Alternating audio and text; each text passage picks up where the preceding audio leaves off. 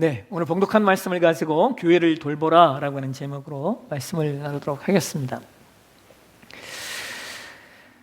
최근에 우리나라에서 노벨 문학상 수상자가 나왔습니다.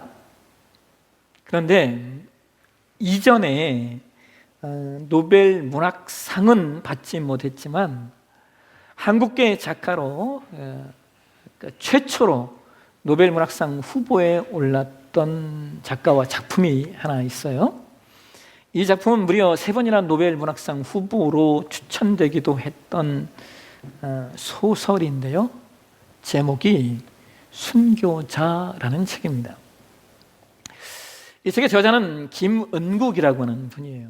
이분은 6.25 전쟁에 참전했던 참전용사인데요. 6.25 전쟁 당시에 통역장교로 일하다가 당시 미군의 장성이었던 아서 트루도 장군의 부관으로 일한 것이 인연이 돼요. 이분이 전쟁이 끝난 다음에 미국으로 가게 됩니다. 그리고 후에 미국에서 자신이 6.25 전쟁에 참전했을 때 보았고 경험했던 내용들을 토대로 하여 소설을 썼습니다. 순교자라고 하는 책의 줄거리는 6.25 전쟁 당시에 순교당한 목사님들에 대한 이야기입니다. 당시에 평양에서 14명의 목사님들이 체포되었다는 거예요. 그런데 그 중에 12명이 공산당에게 총살형으로 순교를 당하였고 2명만 살아남은 겁니다. 살아남은 2명 중에 1명은 정신 이상자가 되었습니다. 그래서 사람들은 그가 공산당에게 고문을 받다가 정신병자가 되어서 그들이 그냥 놓아두었다라고 말하였고, 반면에 그 신목사라고 하는 사람만 멀쩡하게 풀려난 겁니다. 그래서 사람들이 이 신목사를 배도자로 여깁니다. 그의 배도에 의하여 다른 12명의 목사님들이 죽임을 당했다는 겁니다. 그런데 나중에 이 12명의 목사님들을 처형하는 일에 연루되었던 인민군 소자가 국군에게 포로로 잡힙니다.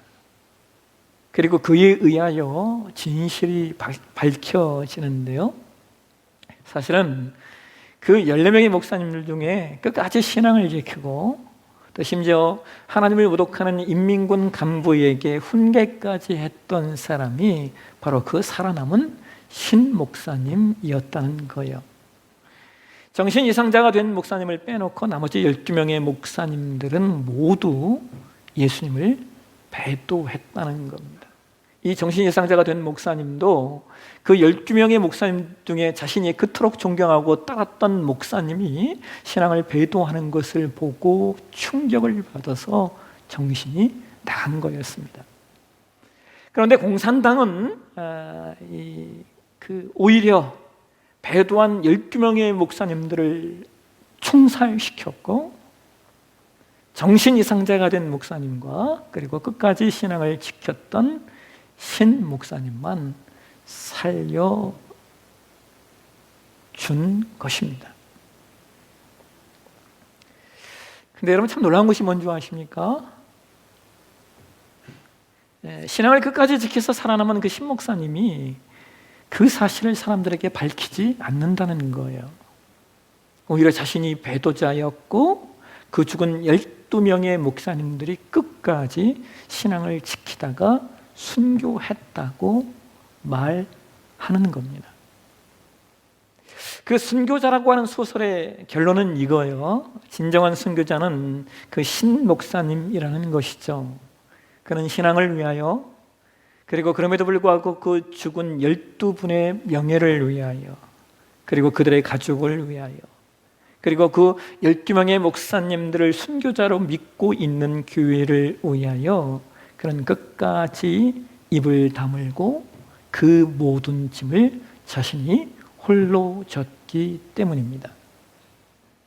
여러분, 저는 순교자라고 하는 책에 나오는 그 신 목사님이 선택한 그 믿음의 여성이 바로 예수님이 선택하신 여정인 것을 보게 돼요. 순교자라고 하는 책의 신목사님은 예수님의 여정을 선택한 것입니다. 여러분, 가룟 유다가 은 30에 예수님을 팔아서 대제사장들과 서기관들이 보낸 사람들이 예수님을 잡으러 옵니다. 그러자 제자들 중에 한 명, 이것을 요한복음에서는 베드로라고 기록을 하고 있는데, 베드로가 예수님을 잡으러 온 사람들을 향하여 칼을 휘두릅니다. 그래서 대제사장의 종의 귀가 떨어지는데요, 그러자 예수님이 이런 말씀을 하셔요. 우리 함께 마태복음 26장 53절과 54절을 한번 보실까요? 같이 한번 읽겠습니다. 너는 내가 내 아버지께 구하여 지금 12군단 더 되는 천사를 보내시게 할 수 없는 줄로 아느냐? 내가 만일 그렇게 하면 이런 일이 있으리라 한 성경이 어떻게 이루어지겠느냐 하시더라. 여러분, 예수님은 12군단이 더 되는 천사를 동원하실 수 있었어요. 여러분, 여기 이 군단이라고 하는 단어가 원어에 보면 이게 레기온이라고 하는 단어 있는데요, 이 단어는 그 당시에 로마의 군단을 뜻하는 단어입니다. 그 당시에 로마의 군단은요, 한 개의 군단이 6,000명의 규모였고, 그리고 말이 726필의 규모였습니다. 근데 그것이 12군단이라는 거예요. 그러니까 엄청난 숫자에서, 그런데 무엇보다 여러분, 유대인들에게 있어서 이 12군단이라고 할 때 이 12라고 하는 숫자는요, 완전수의 개념을 가지고 있습니다. 그러니까 이것은 정말 상상할 수 없는 완전하게 천군 천사를 예수님이 동원하실 수 있었다는 거예요. 그런데 그렇게 하시지 않는다는 겁니다. 왜 그렇습니까? 그렇게 하면 이런 일이 있으리라 하는 성경, 뭡니까? 구약 성경을 이야기하는 것이죠. 구약 성경에 예언된 메시아가 오셔서 이 땅에서 이루시리라 말씀하신 내용들이 어떻게 성취되겠냐? 예수님 말씀하시는 거예요. 그렇다면 여러분, 구약 성경에 예언된 메시아가 이 땅에 오셔서 이루시리라, 어떤 일을 이루실 것이다 라고 말씀하신 내용들이 무엇일까요?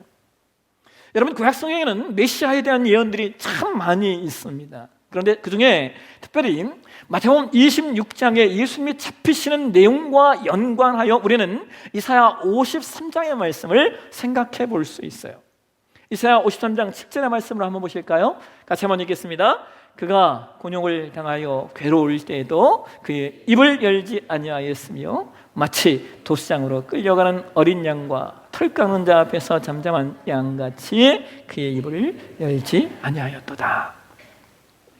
여러분, 예수님은 천군 천사를 동원하실 수 있었지만 오히려 저항하는 제자들을 침묵시키시며 아무 말도 하지 아니하시고 끌려가셔서 십자가를 지시는 거예요. 마치 누군가의 죄를 대신하여 제물이 되기 위해 도수장으로 끌려가는 어린 양처럼 말입니다.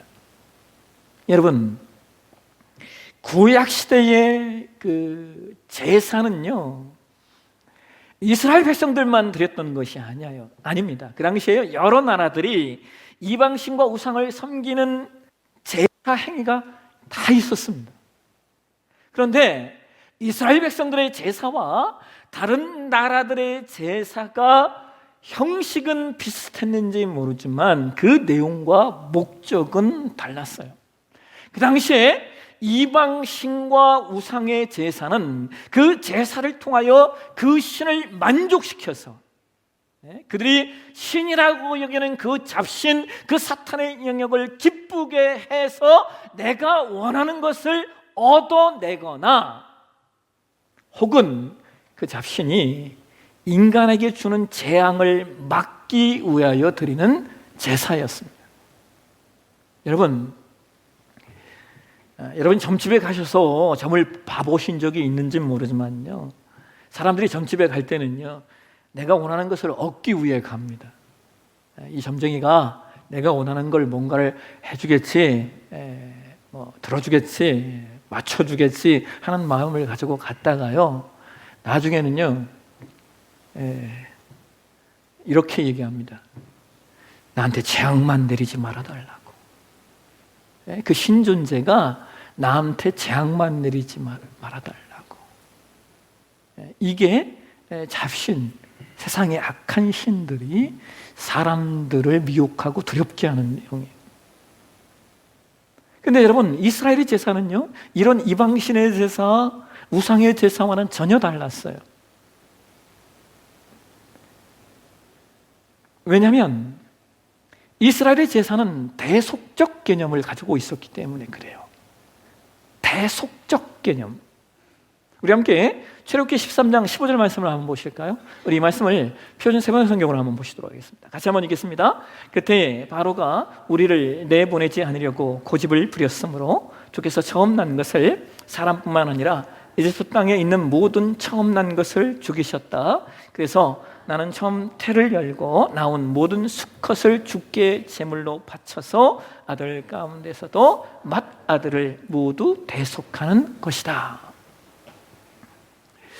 출애굽기 12장부터 시작해서 여러분 유월절 사건이 기록되어져 있어요. 근데 여러분 유월절 사건을 기억하세요. 이 유월절 사건은 하나님께서 이집트에 내리신 10가지 재앙 중에 마지막 재앙입니다.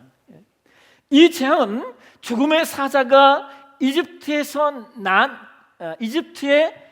온 이집트의 첫 번째 난 것, 그것이 사람이든 동물이든 그 모든 것들을 죽여버리는 재앙이었어요. 그런데 여러분 그 당시에 이스라엘 백성들도요, 이집트에 있었기 때문에 이스라엘 백성들도 첫 번째 난 것들이 다 함께 같이 죽어야 되는 거예요. 그런데 이스라엘 백성들은 죽지 않았습니다. 왜냐하면 흠없는 수컷 어린 양의 피를 문선주에 발라서 죽음의 사자가 그 집을 넘어갔기 때문이에요. 여러분, 이게 무슨 말이냐면 사실은 이스라엘 백성들의 장자들도 죽어야 했는데 누가 죽었기 때문에 그들이 죽지 않은 겁니까? 어린 양이 대신 죽었기 때문에 그들이 죽지 않은 거예요. 그래서 이것을 성경이 뭐라고 말하는 거예요? 그래서 그것을 대속이라고 말하는 겁니다. 내가 죽어야 되는데 어린 양이 대신 죽는 거죠. 그리고 이러한 구약의 대속적 개념은 신약에도 그대로 이어졌어요. 이것을 아까 우리가 구약 성경에 예언된 메시아가 오셔서 이루실 말씀으로 보았던 이사야 53장에서 이 대속적 개념을 또 이렇게도 표현하고 있어요. 이사야 53장 4절과 5절 말씀 한번 보실까요? 우리 말씀도 표준 세번역 성경으로 한번 보시겠습니다. 같이 한번 읽겠습니다. 그는 실로 우리가 받아야 할 고통을 대신 받고 우리가 겪어야 할 슬픔을 대신 겪었다. 그러나 우리는 그가 징벌을 받아서 하나님께 맞으며 고난을 받는다고 생각하였다. 그러나 그가 찔린 것은 우리 허물 때문이고 그가 상처를 받은 것은 우리 악함 때문이다. 그가 징계를 받음으로 우리가 평화를 누리고 그가 매를 맞음으로써 우리의 병이 나았다. 여러분, 성경이 말하는 구원, 성경이 말하는 구속의 개념은요, 구약이나 신약이나 똑같아요. 나 대신 누군가가 죽는 거예요. 왜냐하면 나 대신 누군가가 죽지 않으면 내가 죽어야 되기 때문입니다. 그것이 구약에서는 어린 양과 같은 그 제물이었다면 신약에서는 그것이 바로 예수 그리스도로 나타나고 있는 거예요. 그래서 예수님이 천군천사를 동원하여 이것들을 싹 다 해결하실 수 있었지만 그렇게 하시지 않는 거예요. 예수님이 십자가에 죽으셔야 비로소 사는 존재들이 있기 때문이죠. 그들이 누굽니까? 멀리 갈 것도 없이 오늘 저와 여러분인 겁니다. 그런데 여러분, 예수님이 인간의 죄를 대속하기 위해서 예수님이 가셨던 그 십자가의 길이 결코 쉬운 길이 아니었죠. 여러분, 예수님이 가룟 유다에게 팔려서 대제사장과 서기관들의 부하들에게 잡히시기 전에 바로 직전에 한 일이 뭔지 아세요? 예수님이 겟세마네, 즉 감람산에서 예수님이 기도를 하십니다. 그런데 예수님이 겟세마네에서 기도하실 때의 상황을요, 성경이 누가복음 22장 44절에 이런 얘기를 기록하고 있어요. 한번 보실까요? 같이 읽겠습니다. 예수께서 힘쓰고 애써 더욱 간절히 기도하시니 땀이 땅에 떨어지는 핏방울 같이 되더라. 여러분, 이 말씀이 이해가 되세요? 아니, 어떻게 땀이 핏방울 같이 됩니까? 여러분, 이런 거 보신 적 있으세요? 땀이 피인 것 보신 적 있으십니까?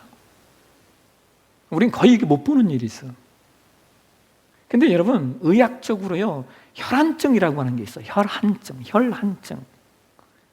사람의 피부의 땀샘 주위에는요, 모세혈관이 그물처럼 엮여 있습니다. 그런데 사람이 엄청난 스트레스를 받으면 피부에 모세혈관이 수축이 돼요.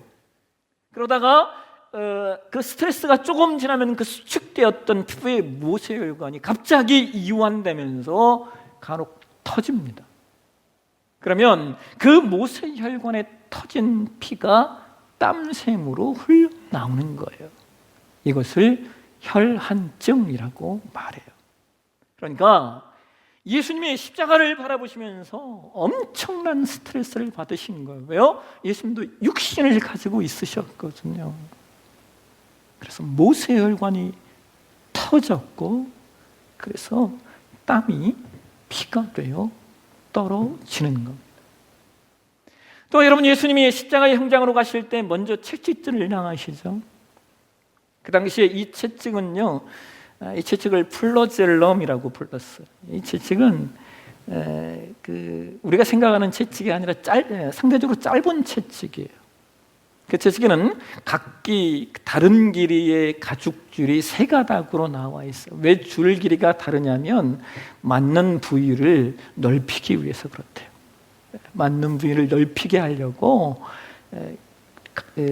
가죽줄을 각기 다른 길이로 달았다는 것을. 그리고 그 가죽줄에 납덩이나 혹은 동물의 뼈 조각을 달았어요. 여러분, 그 플러젤럼이라는 채찍은요, 사람을 때리면 그 사람 몸에 박히는 채찍입니다. 뜯어내야죠. 이런 채찍을 예수님이 40에 하나 감았는데 39대를 맞으셨다는 거예요. 더 이상 사람의 몰골이 아닙니다. 왜냐하면 그 채찍은요, 사람의 그 피부의 피부뿐만 아니라 지방층을 뚫고 지방층 아래에 있는 근육층을 뚫고, 그래서 척추뼈까지 드러나게 하는 그런 채찍이었기 때문에. 그래서 그 당시에 십자가형을 선고받은 사람은요, 그의 가족들이 그 채찍질을 하는 사람에게 찾아가서 뇌물을 주었습니다. 왜 뇌물을 주었는지 아십니까? 살살 때려달라는 게 아니에요. 제발 여기서 죽게 해달라는 거예요. 그 채찍을 때릴 때 여기서 죽게 해 주십시오. 왜냐하면 그 다음에 주어지는 십자가는 그보다 훨씬 더 큰 고통이었기 때문에.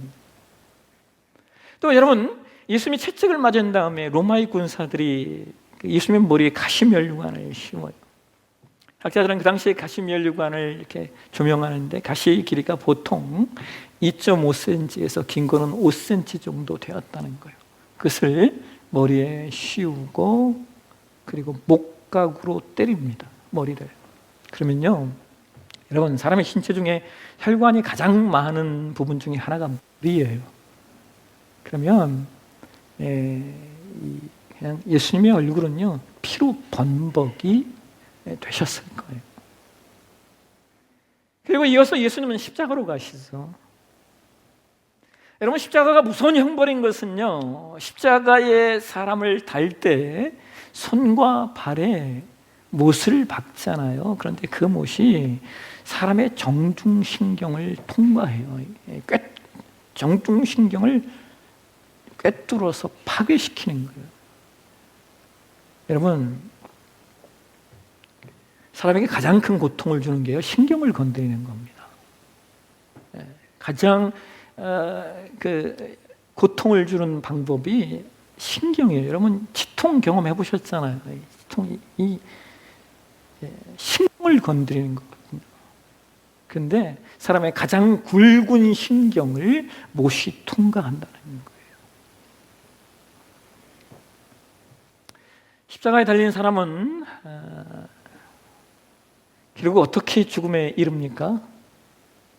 십자가에 달린 사람의 결국 죽음에 이르는 것은요, 숨을 쉬지 못해서 죽는 겁니다. 왜냐하면 십자가에 달아놓으면 모든 장기가 아래로 쏠리면서 폐를 눌러요.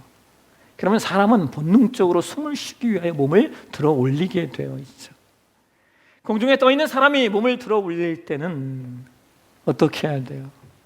디디고 있는 것들에게 힘을 주어야 됩니다. 그러니까 손과 발에 힘을 주어 몸을 들어 올려서 한번 숨을 쉬는 거예요. 그런데 손과 발에 힘을 한번 줄 때마다 정중신경이 못에 의하여 건드려져요. 다시 엄청난 통증이 온몸을 휘감습니다. 이것을 죽을 때까지 하는 거예요. 그 당시에 십자가에 달린 사람은요, 일주일도 살았고요, 기록에 의하면 20일이 넘도록 살았던 사람도 있다는 거예요. 그러니까 십자가는 사람을 가장 오래 살게 하면서 가장 큰 고통을 주는 형벌이에요. 여러분, 이것이 예수님이 당하신 고난이에요. 그런데 왜 예수님이 이런 고난을 당하셨는가? 인간에게는 죄의 삭시 죽음이기 때문에 그래요. 그런데 사람은 죽으면 그것으로 끝나요. 그래서 우리를 죽이시지 않고 우리의 죄의 문제를 해결하는 방법은 구약의 양이 사람의 죄를 대신하여 죽었던 것처럼 누군가 대신 죽어야 한다는 거예요. 그래서 예수님은 이 십자가의 길을 가시는 거예요. 그것이 하나님이 인간의 죄의 문제를 해결하시는 방법이었기 때문입니다. 오늘 저와 여러분이 봉독한 말씀이 사도행전 20장 28절 말씀이에요. 우리 이 말씀 한번 더 보실까요? 이 표준세번 선교를 한번 같이 한번 읽도록 하겠습니다. 여러분은 자기 스스로를 잘 살피십시오. 또 여러분은 양떼를 잘 보살피십시오. 성령이 여러분을 양떼 가운데 감독으로 세우셔서 하나님께서 자기 아들의 피로 사신 교회를 돌보게 하셨습니다. 여러분, 예수님께서 이 땅에 성육신하신 이유, 예수님이 이 땅에 성육신하시고 공생의 삶을 사신 이유는요, 성경을 이루시는 삶이었고, 동시에 예수님께서 십자가에 죽으신 이유는 피로 값주고 사실 교회가 있었기 때문이에요. 그러니까 예수님은 구약의 말씀을 이루기 위하여, 그리고 자기 피로 사실 교회를 위하여 자신의 고난을 면제하지 않으셨고, 천군 천사를 동원할 수 있는 자기 능력을 기꺼이 기각시키는 거예요. 왜요? 그래야 죄로 인하여 지옥 형벌을 받을 수밖에 없는 우리를 살리실 수 있기 때문이에요. 여러분, 오늘 성경은 그렇게 이야기해요. 하나님께서 자기 아들의 피로 사신 교회를 우리에게 돌보게 하셨다고요. 그러므로 대속의 은혜로 구원받은 하나님의 백성들이 해야 할 일은 교회를 돌보는 일이에요. 대속의 은혜로 구원받은 하나님의 백성들이 해야 할 일은 교회를 보살피는 일이에요.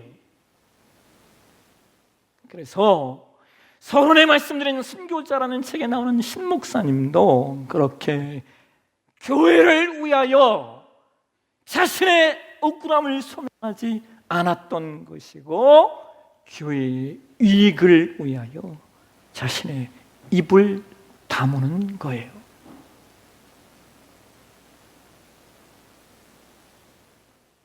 여러분, 제가 오늘 설교를 어떻게 마무리할까 좀 고민하다가요, 이 예화를 다시 가져왔어요. 우리 성도님들은 오늘 설교의 많은 부분들을 이미 다 우리 교회 오래 다니시는 분들은 다 들었던 내용이에요. 제가 오늘 설교의 마무리를 좀 예전에도 나눴던 말씀인데 이 내용으로 좀 마무리를 하려고 합니다. 초대교회 시대에 있었던 일이에요. 당시의 성도들은 핍박을 당하던 이 시대였기에 누가 신앙을 가진 공동체, 신앙 공동체인지 몰랐어요. 그래서 그들이 서로가 예수 믿는 사람이라고 하는 걸 알게 하기 위해서요, 물고기 모양의 식을 그려서 가슴이나 허리춤에 이렇게 그리고 다녔어요. 그걸 보아서 아, 저 사람이 크리스찬이구나 하고 교제를 나누었습니다. 그게 여러분이 잘 아시는 저 익투스, 저 표예요. 익투스, 예수 그리스도는 나의 왕이시다, 그런 의미예요. 그런데 이것이 그만 로마의 병정들에게 발각이 돼요. 로마의 병정들이 길을 가다가 그 물고기 모양이 새겨진 옷을 입은 사람을 보면 다가가서 뒤에서 목을 잡고 좌우 날선검으로 옆구리를 찔러요. 옆구리를 찔린 성도는 힘이 빠져 그 자리에 주저앉습니다. 그러면 그들은 그 사람의 다리를 들어서 말띠에 묶어 매고 끌고 갑니다. 그런데 그 사람을요, 묶어 맬 때 그의 얼굴이 땅에 닿도록, 다리를 들어서 얼굴이 땅에 닿도록 매달아요. 그러면요, 여러분, 사람은요 얼굴이 땅에 닿잖아요. 그럼 본능적으로 얼굴을 이렇게 들게 되어 있습니다. 들면 어디에 땅이 닿아요? 턱이 땅에 닿습니다. 여러분, 로마의 군인들이 초대교회 성도들 이렇게 묶어서 끌고 가는 이유가 뭔지 아십니까? 이놈의 크리스찬들은 도대체 어떤 상황이든지 예수님을 찬양하더라는 거예요.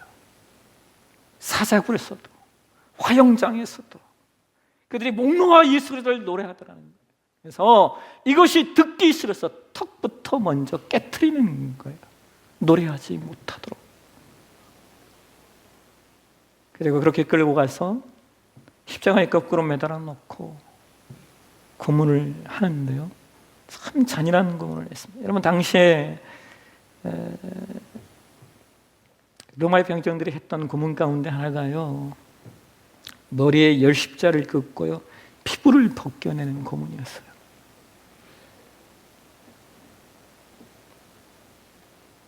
피부를 벗겨내놓고 이렇게 물어요.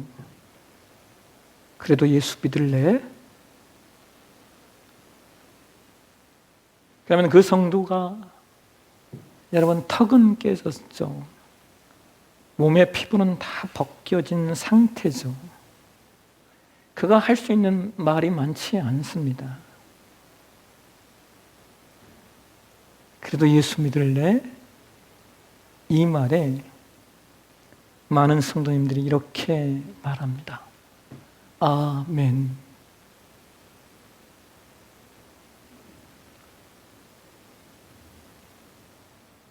그러면 로마의 병정들은 그의 몸에 코텔, 즉 기름을 발라서 불 지릅니다. 여러분, 오늘날 우리에게 아멘이라고 하는 단어는 너무 쉬운 단어잖아요. 우리는 어떤 때는 별 이상한 말에도 아멘을 붙이기도 해요. 근데 여러분, 기억하십시오. 초대교회 성도들에게 아멘은 생명이었어요. 죽느냐 사느냐의 갈림길에서 자신의 신앙을 표현할 수 있었던 최대의 용어, 그것이 아멘이에요.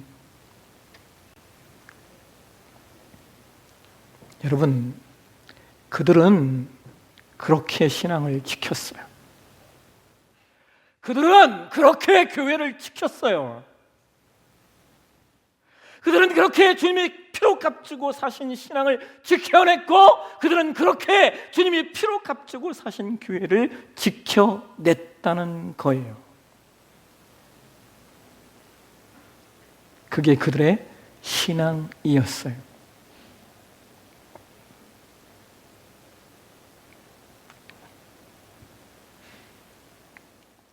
매년 이맘때가 되면 저는 우리 성도님들에게 이런 얘기를 해요.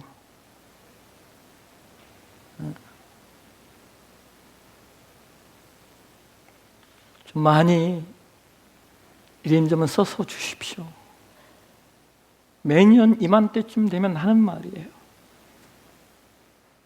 많이 좀 지원해 주십시오. 많이 봉사 지원서 좀 써 주십시오.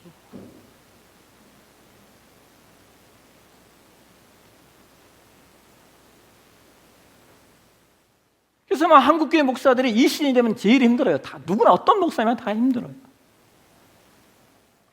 왜냐하면 새로운 한 해를 준비해야 되는데 목사 혼자 만들어가는 것이 아니기 때문에 그래요. 교회는 공동체이기 때문에 목사 혼자 세워갈 수 없어요. 혼자 세워가서는 안 돼요. 여러분, 우리가 함께 주님의 교회를 돌보기를 소망합니다. 우리가 함께 주님의 교회를 보살피기를 소망합니다. 예수님이 피로 값주고 사신 이 교회를 함께 헌신하며 세워간 저와 여러분의 신앙이 되어주시길 주의 이름으로 축원합니다. 기도하겠습니다. 주님,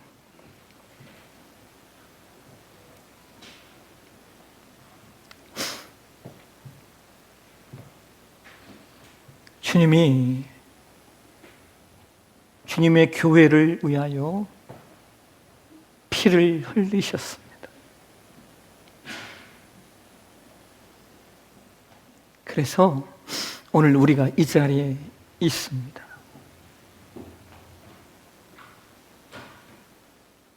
주님이 우리에게 부탁하신 이 교회, 하나님, 우리가 어떻게 세워갈 것인가? 오늘 말씀처럼 주님이 피로 값주고 사신 교회, 마음을 다해 돌보고 마음을 다해 섬길 수 있는 우리 되게 하여 주옵소서. 걸어가신 예수님의 이름으로 기도합니다. 아멘.